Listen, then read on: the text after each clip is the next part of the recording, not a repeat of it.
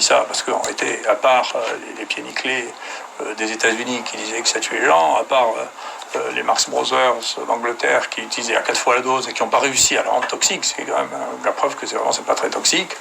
Il n'y a plus de toxicité, même Fauci dit que c'est pas toxique.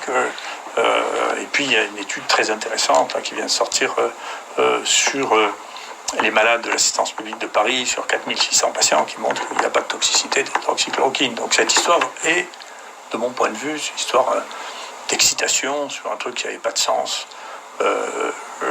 C'est un médicament qui est utilisé depuis 80 ans, on a découvert qu'il est toxique maintenant, c'est une fantaisie, je ne sais pas comment nous, mais pas seulement nous, hein, on peut se laisser remarquer, j'ai des arrière-pensées désagréables sur cette raison, mais je ne sais pas comment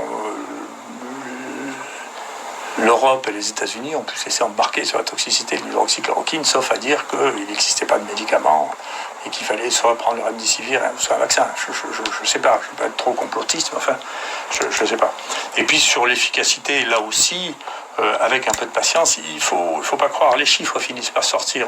On essaie, il y a une bataille très très importante, y compris au niveau des publications scientifiques. Donc il y a eu l'émergence d'un énorme problème scientifique qui est devenu un conflit vraiment passionnel et qui n'est plus scientifique sur la constatation des choses où des gens, le New England ou le Lancet ou le British Medical Journal étaient prêts à prendre n'importe quel article pourvu qu'ils disent du mal de l'hydroxychloroquine et à ne prendre aucun article pourvu qu'il soit en faveur de l'hydroxychloroquine. Ça, j'ai des dizaines d'exemples de ça.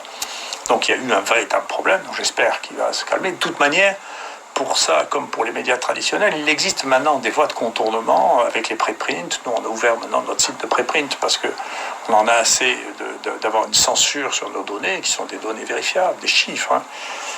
Et donc, le monde va changer de ce point de vue-là aussi. Et donc, en tout cas, les données vont sortir. Là, je suis